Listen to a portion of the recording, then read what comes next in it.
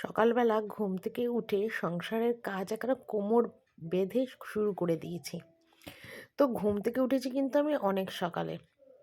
তো অনেক সকাল বলতেও তাও ধরো 7:30 পৌনে 8টা নাগাদ উঠেছিলাম। কিন্তু ঘুম থেকে উঠেছি বলতে কি ঘুম ভেঙে গেছিলো কিন্তু বিছনা থেকে উঠতে পারিনি ঠান্ডার জন্যে। তো তখন উঠেছিলাম, উঠে দেখলাম কেউ ঘুম থেকে ওঠেনি, সবাই দেখছি ঘুমোচ্ছে। আর একদম বাইরে কি কুয়াশা ভর্তি, মানে কি বলবো, একটু রোদ নেই। তো ভাবলাম দূর, কেউ যখন ঘুম থেকে ওঠেনি তাহলে আমি গিয়ে উঠে কি করব সকালবেলা। বাজার হাটও হয়নি, কেউ ওঠেনি, বেকার বেকার উঠবো, উঠে চা টা করলেও সেই চা আবার ঠান্ডা হয়ে যাবে, আবার গরম করতে হবে। তার থেকে আমি গিয়ে শুয়ে পড়ি। ব্যাস, আমি গিয়ে শুয়ে পড়লাম। তো শুয়ে টুয়ে উঠলাম, প্রায় 1 ঘন্টার মতো একটু গড়াগড়ি খেলাম, শুলাম, ফোন দেখছিলাম। তো দেখে ঠেকে দেখো নিচে এলাম, তার আগে কিন্তু পাম্পের জল ভরে নিয়েছি। নিয়ে নিচে এলাম, তো ভাবলাম কি টেবিলটা একটু মুছে যাই। তো সেই জন্যে সকালবেলায় দেখো আজকে রান্নাঘরের টেবিলটা একটু ভালো করে সাবান দিয়ে মুছে নিচ্ছি। কারণ কি বলতো, একবার যদি চাটা করা হয়ে যায় না, তো তখন না আর মোছাটা হয় না। মানে সামনাসামনিটা মুছি ভালো করে আর কি, যে সাবান টাবান দিয়ে মোছা সেটা কিন্তু আমার হয় না। তো সেই জন্য আমি সকালবেলা উঠেই আগে বাসি টেবিলটা পরিষ্কার করলাম। আর চুবড়িগুলো না কালকে রাত্রিবেলাতে আমি মেজে রেখেছিলাম। তো চুবড়িগুলোও আমার ধোয়া, সবই ধোয়া পরিষ্কার। তো সেই কারণের জন্য আমি টেবিলটাই আগে সকাল সকাল মুছলাম। তারপরে কালকে রাত্রিবেলাতে একটুখানি পেঁয়াজের ছোঁয়াছানির রান্নাবান্না হয়েছিল। তো একটু রান্নাবান্না হয়েছিল, গ্যাসটাও না মানে রাত্রিবেলা করে আর মুছিনি। ঠিক আছে? তো সেই জন্য ভাবলাম না সকালবেলাতেই মুছি। তো সেই জন্য এখন দেখো গ্যাসটাও একটু মুছে নিচ্ছি। তো এইগুলো সমস্ত তো রান্নাবান্না করার পরেই আমি করি, তোমরা জানো। কিন্তু যেহেতু এটা পেঁয়াজের ছোঁয়াছানি, তাছাড়া আজকে আমাদের একটু নিরামিষ হবে।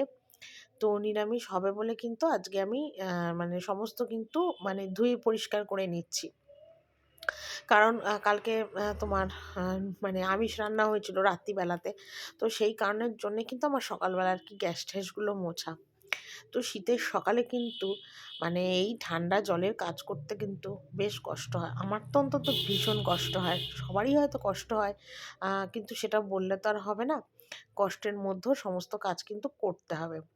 তো এদিকে দেখো সকালবেলা তোমাদের দাদাভাই পুরো মুদিখানার দোকানটা যেন তুলে নিয়ে এসছে। তো এখানে অনেক কিছু এনেছে, সাদা তেল থেকে শুরু করে বিস্কুট, পাস্তা, শ্যাম্পু, তারপর হলুদ গুঁড়ো, মুগের ডাল, তারপর দেখো ধনে, তারপর বোরোলিন, নিভিয়া, সার, বোরো প্লাস, ভিম বার, সমস্ত কিছুই কিন্তু এনেছে। তোমরা একটু দেখে নাও, ঠিক আছে?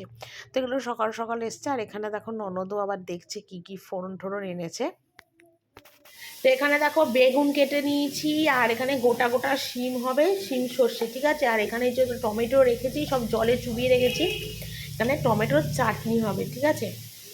আর এখানে দেখো খিচুড়ি বসিয়েছি, ঠিক আছে? খিচুড়ির মধ্যে ডালটা দিয়েছি, আলু দিয়েছি, আর এখানে গাজর, বিম, সব দিয়ে মানে করব, ফুলকপি টুলকপি দিয়ে খিচুড়ি করব।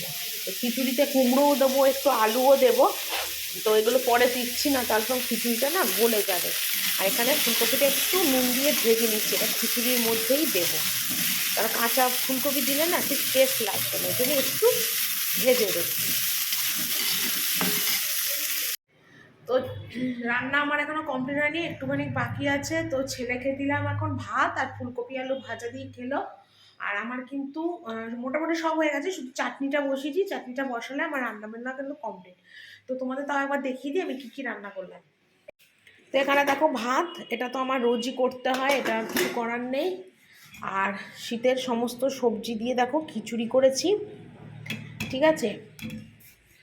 আর এদিকে দেখো করেছি শিম সর্ষে, বেগুন ভাজা, আলু ভাজা চাকচাক করে।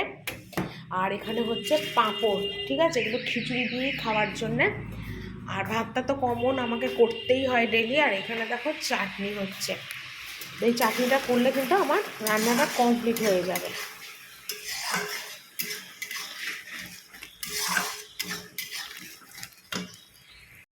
তো রান্নাবান্না কিন্তু আমার কমপ্লিট, আর সোজা এলাম এখন ওপরে। তো কালকে যেগুলো কেচেছিলাম সেগুলো কিন্তু সবই বলতে পারো মানে প্যান্টগুলো, মানে ছেলের মোটা মোটা প্যান্ট ট্যান্টগুলো সমস্তই ভেজা। আর যেগুলো শুকিয়েছে সেগুলো আমি তুলে নিলাম। তো আর রোদটা একদম সকাল থেকে ওঠেনি, তবে বেলা 2টো নাগাদ একটু রোদ উঠেছিল। মানে রোদ খুব যে উঠেছে তা না, মোটামুটি 1 ঘন্টার জন্য উঠেছিল। তবে সকাল সকাল রোদ উঠলে না অনেকটা সুবিধা হয়, কাজকর্মগুলো ঠিকঠাকভাবে করা যায়, একটু রোদে দাঁড়ানো যায়। ভেজা জামা কাপড়গুলো শুকোনোটাই খুব মুশকিল হয়ে যায় যদি না রোদ ওঠে, কারণ শীতকালে তো এমনিই রোদের তেজ কম, আর কিচ্ছু শুকোনো টুকোনো হয় না, কিছুই হয় না। তো সেই কারণের জন্য না খুব অসুবিধা হয়। তো যাকে যে কটা মোটামুটি শুকিয়েছে সেগুলো কিন্তু সব ঝেড়ে নিলাম। আর বললাম না, রাস্তার ধারে এত ধুলো ওড়ে, এত ধুলো ওড়ে, মানে কি বলবো, জামাকাপড় একটা দিন মেলে রাখলে পুরো ধুলো হয়ে যায়। তো সেগুলো সব ধুলোগুলো ঝেড়ে আর কি ঘরে তুললাম। এই যে সকালবেলা উঠে ভিডিও স্টার্ট করি, এত ঠান্ডার মধ্যে এত কিছু কাজকর্ম, সেটা তো করতেই হবে, তোমাদের সাথে সেটা শেয়ার করি, ভিডিওটা করি। সত্যি কথা, মানে এটা কিন্তু আমার কষ্ট হয়। কারণ কষ্ট হয় দেখো, কন্টিনিউ একটা কাজ করলাম ঠিক আছে, কিন্তু দেখো সময়ে সময়ে ভিডিও করা এটা কিন্তু অনেক কষ্ট। তো সব মানুষরাই কিন্তু অনেক কিছু আশা নিয়ে, স্বপ্ন নিয়ে কোনো একটা কাজ করে। আমিও কিন্তু একটা আশা নিয়ে, স্বপ্ন নিয়েও কাজ করি যে আমি ইউটিউবে একদিন দাঁড়াবো, পয়সা রোজগার করব, মাকে দেখব, ছেলেকে দেখব, ঠাকুর পুজো দেব, কিছু করব, মানে জীবনে বড় হব, প্রতিষ্ঠা হবে, আমাকে সবাই চিনবে, জানবে, আমার নিজের একটা পরিচিতি হবে। এই সব আশাতেই তো ইউটিউবে আসা না। আর সবথেকে বড় কথা কী বলো তো, নিজের পরিচয়টা হবে, সেটার থেকে বড় কথা হলো যে আমি দুটো পয়সা রোজগার করতে পারবো, নিজের পায়ে দাঁড়াতে পারবো। এটাই কিন্তু আমার জীবনের সবথেকে মানে বড় লক্ষ্য আর কি, যেটা বলতে পারো। তো সবকিছু মানুষেরই কিন্তু জীবনে একটা আশা আকাঙ্ক্ষা স্বপ্ন থাকে, সব মানুষের জীবনে স্বপ্ন থাকে। আমিও কিন্তু একটা স্বপ্ন নিয়েই কিন্তু ইউটিউবে এসেছি, যাতে আমি জীবনে একটু দাঁড়াতে পারি। মানে কি বলবো, সত্যি কথা, মানে সব কিছু জীবনে ছোট, এত একটা আমি ছোট মানুষ, আমাকে কেউ চেনে না, জানে না। কিন্তু আমি ইউটিউবে করি বলে আমাকে কিন্তু অনেকেই চেনে। কারণ দেখো, আমার যে পরিবার আছে ইউটিউবে, তারা কিন্তু আমাকে আজ ভালোবেসেই কিন্তু এতটা দূর এনেছে, আমাকে সাপোর্ট করেছে বলেই কিন্তু আমি এতটা দূর আসতে পেরেছি। সত্যিই তোমাদের জন্যই কিন্তু আমি আসতে পেরেছি। তো তোমরা না থাকলে হয়তো আমি এতটা দূর আসতেই পারতাম না।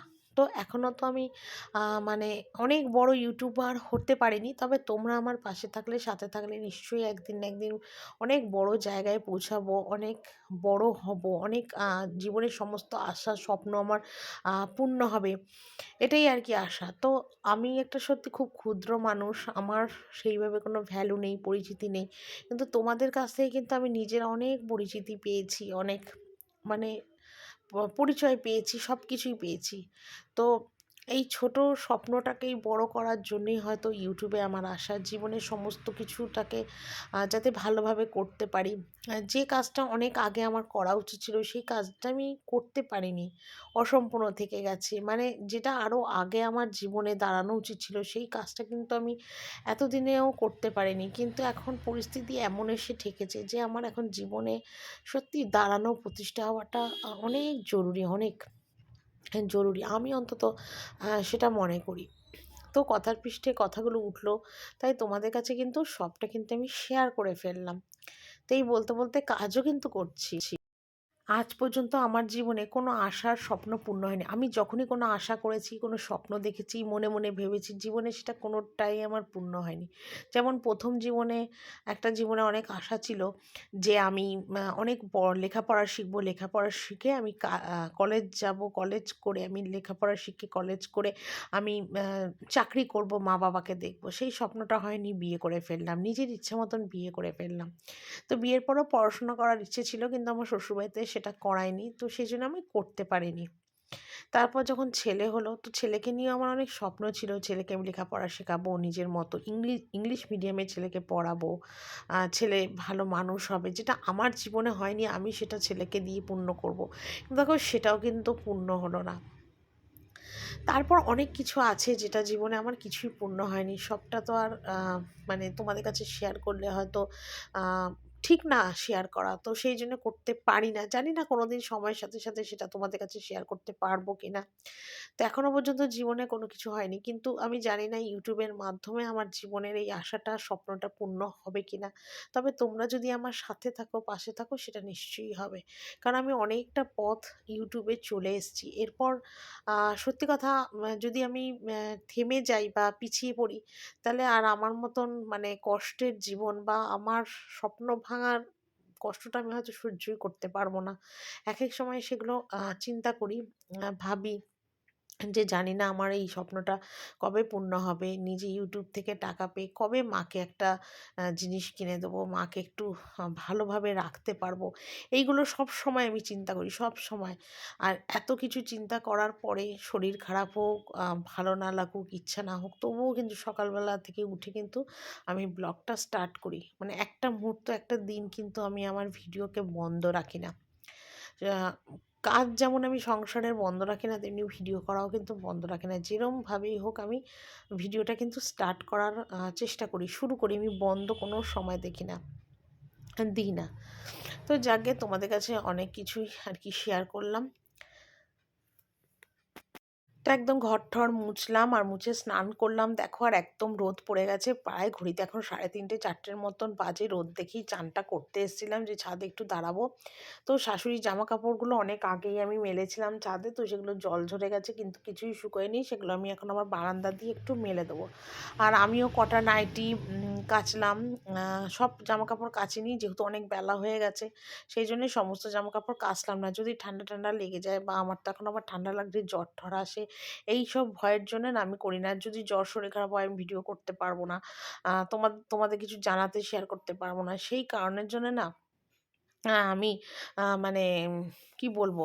মানে সমস্ত জামাকাপড় কাচিনি। মানে যে কটা নাইটির দরকার হবে সেগুলো কাচি। যদি একটু রোদ-টোদ উঠতো তাহলে না সমস্ত কেচে নিতাম। কিন্তু মানে যেহেতু রোদ ওঠেনি আর অনেকটা বেলায় স্নান করলাম, তো আর শীতও করছে। তো সেই জন্যে কিন্তু আমি মানে অল্প করেই জামাকাপড়গুলো কাচলাম। তো গুড ইভিনিং বন্ধুরা। তো দুপুরবেলায় আর অন হয়নি, কেন ফোনটা চার্জে বসিয়েছিলাম। চার্জ দেওয়ার পরে সন্ধেবেলায় একটু চা খেলাম। চা-টা খেয়ে না পাশে আমাদের যে ভ্যানওয়ালা বসে সবজি, তার থেকে কিছু কাঁচা সবজি বাজার করে নিয়ে এলাম। তো নিয়ে এলাম ১ কিলোর মতো কড়াইশুঁটি, পুঁই শাকটা খুব ভালো ছিল, পুঁই শাক নিয়ে এলাম, শিম আনলাম, বেগুন আনলাম। তো কালকে ইচ্ছা আছে একটু পুঁই শাকের তরকারি হবে। অনেক দিন পুঁই শাক খাওয়াও হয় না আর রান্নাও হয় না। তোমাদের দাদাভাই বাজার থেকে একদম পুঁই শাক আনে না। তো পুঁই শাকটা খুব ফ্রেশ ছিল, ভালো ছিল। তো ভাবলাম একটু পুঁই শাক নিয়ে যাই। আর কড়াইশুঁটিটা কেন এনেছি, আজকেই কড়াইশুঁটি দিয়ে একটা রান্না করব। তো সেটা তোমাদের পরে বলছি যে কি রান্নাটা করব, ঠিক আছে? আর এগুলো দেখো সমস্ত ফ্রিজে ঢোকালাম, কেন এগুলো কিছুই আজকে আর লাগবে না, সব কাল লাগবে। তো শুধু কড়াইশুঁটিটাই বাইরে বার করা থাক, কেন কড়াইশুঁটি, আলু যেগুলো আর কি আমি এখন কাটবো, তো সেগুলো এখন আমি বাইরেই রাখছি। আর ঠান্ডা পড়েছে ভীষণ, ঘরের মধ্যেও দেখো আমাকে স্কার্ফ বেঁধে রাখতে হচ্ছে, এত শিশানি ঠান্ডাটা উঠেছে। তো দেখো এখন সমস্ত আমি একটুখানি মানে নিয়ে, এগুলো সব নিয়ে আমি ওপরে চলে যাবো, কারণ টিভি দেখতে দেখতেই আমি কাজগুলো সারবো। এখন রান্নাঘরে থাকবো না। তো ওই বাজার করার জন্যই আর কি একটু নিচে নেমেছিলাম। তো দেখো এখানে ঘরে এখন বসে বসে কড়াইশুঁটি ছুলছি আর আলু নিয়ে এসেছি, ছোটো ছোটো যে আলুগুলো তোমাদের দাদাভাই বাজার থেকে প্রায় ১ কিলোর ওপর ছোটো আলু এনেছিল, নতুন যে ছোটো আলুগুলো হয়। তো একবার ঠিক হয়েছিল যে নতুন আলু দিয়ে আজকে কড়াইশুঁটি দিয়ে ধনেপাতা দিয়ে আলুর দম হবে। তো সেটা আমি চিন্তা করলাম যে না, অনেক আলুর দম খাওয়া হয়েছে, তো আজকে চিন্তা করেছি একটা অন্য রান্না হবে। তো সেটা কিন্তু আমি রান্না করব না, করবে আমার ননদ। ও খুব ভালো পারে ওটা করতে, সেই জন্য ওকে দিয়েই আর কি করাবো। তো যেহেতু একটু মানে সন্ধ্যের দিকে একটু টিভি দেখি, তো টিভি দেখতে দেখতেই কিন্তু আমি কড়াইশুঁটিগুলো ছুলে নিচ্ছি। আর মাদুরের মতো বসেছি, কেন মেঝেতে একদম বসা যাচ্ছে না, এত ঠান্ডা, এত ঠান্ডা। তো ছেলেকে বললাম তুই একটু ক্যামেরাটা ধরে দে, ও একটু ক্যামেরাটা আমার ধরে দিল।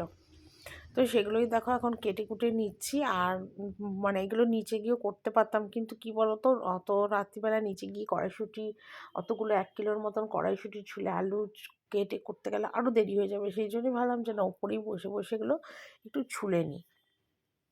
তো দেখো এখন আমি দোকানে গেছিলাম, আর দোকান থেকে দেখো এখন দই নিয়ে এলাম, আমুলের দই, আর একটা কাশ্মীরি লঙ্কার গুঁড়ো, গরম মশলা, একটা সার্ফ আর একটা ময়দা, ঠিক আছে? আর এখানে দেখো কড়াইশুঁটি ছুলেছিলাম, আলু ছুলেছি, আলুটা এখন সিদ্ধ বসাবো প্রেশারে, আর কড়াইশুঁটিটাও সিদ্ধ বসাবো। আজকে এই নতুন আলু দিয়ে নিমুনা করবো। জানি না তোমরা এই খাওয়ার নামটা শুনেছো কিনা, এটা আসলে বিহারি খাবার, নিমুনা করে। তো সেটাকে করি, তারপরে তোমাদের দেখাবো। আজকে বিকেল থেকে দৌড়াতে দৌড়াতে শেষ। মানে বিকেলবেলা আজকে বাজারে গেছি, যেটা সকালে যাই সেটা গেছি আজকে বিকেলবেলা বাজারে। বাজারে গেছি, বাজার থেকে যেগুলো এনেছি তোমাদের তো দেখিয়েছি। আবার গেলাম মুদিখানায়, মুদিখান থেকে গেলাম, কারণ আজকে না তোমার নান হবে আমাদের বাড়িতে, মানে লুচি তো প্রতিবারই হয়, আজকে নান বানাবো আর সাথে নিমুনা বানাবো, ঠিক আছে। তো তার জন্য এখানে ময়দাটা এখানে মেখে রেখেছি, এই যে টক দই দিয়ে এখানে ময়দাটা মেখে রেখেছি, গরম জল বসিয়েছি, বাসন গুছলাম, আর ওদিকে গিয়ে ছোটো ছোটো আলু কেটেছি, সেটাও সিদ্ধ হয়ে গেছে। তবে আজকে নিমুনাটা কিন্তু আজকে আমার ননদ বানাবে, আমি বানাবো না, কারণ এটা একটা বিহারি খাবার। তো আমি অত ভালো বানাতে পারি না, কোনোদিন বানাইনি, ও খুব ভালো বানাতে পারে, সেই জন্য ও আজকে নিমুনাটা বানাবে। সেই জন্য কড়াইশুঁটিটা সিদ্ধ হয়ে গেছে, ওটা মিক্সি দিয়ে একটু পেস্ট করে নেবো, করে সব রেডি করে দেবো, ও করবে, আর পরে আমি নানটা করবো, এই হলো কথা। তো সেটার জন্যে তোমাদের ভাবলাম অনেকক্ষণ তোমাদের সাথে ক্যামেরার সামনে আসি না, কোনো কথাও বলি না, সেই জন্য দেখো কথাগুলো বলার জন্য এলাম আর কি। আর এখন ঘড়িতে বাজে 9টা, এটা ওটা করতে করতে করতে 9টা বেজে গেছে। তো চলো পরে আবার তোমাদের সাথে কথা বলি। তো আজকে নানটা বানিয়েছিলাম টক দই দিয়ে, নুন মিষ্টি এইটা দিয়ে বানিয়েছিলাম। তো খুব একটা মোটা করিনি, লুচির মতনই করেছিলাম। তো তোমাদের দাদাভাইকে ডাকলাম, তো ওই ভাজে, তোমরা তো জানো ওই এগুলো ভাজে, খুব ভালো ভাজতে পারে। তো ভাজবে, আর ননদ কিন্তু নিমুনা করে রেখে চলে গেছে। পরে আমি এগুলো সমস্ত মানে প্লেট, খাওয়া দাওয়া তো আমাদের সব ওপরেই হয়, তো সেই জন্যে ওগুলো সব নিয়ে গুছিয়ে কিন্তু আমি একবারে ওপরে চলে যাবো নিয়ে, কেন সব খাওয়া দাওয়া ওপরেই হবে, রোজই হয়। তো এদিকে দেখো তোমাদের দাদাভাই ভাজছে, আর আমি ঝপাঝপ ভিডিওটা একটু করে নিচ্ছি। তো কিছু বলেনি, আমি ভিডিও করছি বলে কিছু বলেনি, এখন কিছু বলে না। তো জানি না, কোনো দিন আবার জানি না আবার বলবে কি না যে কেন ভিডিও করছো আমাকে নিয়ে, জানি না, কিছু বলছে না বলে আর কি আমি ভিডিওটা করতে পারছি। তো একদম খাওয়া দাওয়া কমপ্লিট করলাম, আর ভীষণ ঠান্ডা পড়েছে, আর কি বলবো। এইদিকে দেখো ছেলের আর আমার বিছনা ঝেড়ে ঝুড়ে একদম রেডি করে ফেলেছি শোবো বলে। আর শোবো তো না, এখন ভিডিও এডিটিং করবো, এটা ওটা করবো, সেই সব করতে করতে প্রায় 1টা 1:30 বেজে যাবে। তো ছেলে গেছে ওই ঘরে তোমাদের দাদাভাইয়ের বিছনাটা করতে, তো করে এলে তারপরে লাইট নেওয়াবো। তো খাওয়া দাওয়া কমপ্লিট। তো খাওয়ার সময় তোমাদের সাথে না ভিডিওটা করা হয়নি মানে তা খুব খিদে পেয়েছিলো, তাড়াহুড়ো করে খেয়ে নিয়েছি, ওই জন্য ভিডিওটা করতে পারিনি। তো চলো আজকের মতন এখানেই ভিডিওটা শেষ করি, কালকে একটা নতুন ব্লগ নিয়ে চলে আসবো। Tata, good night.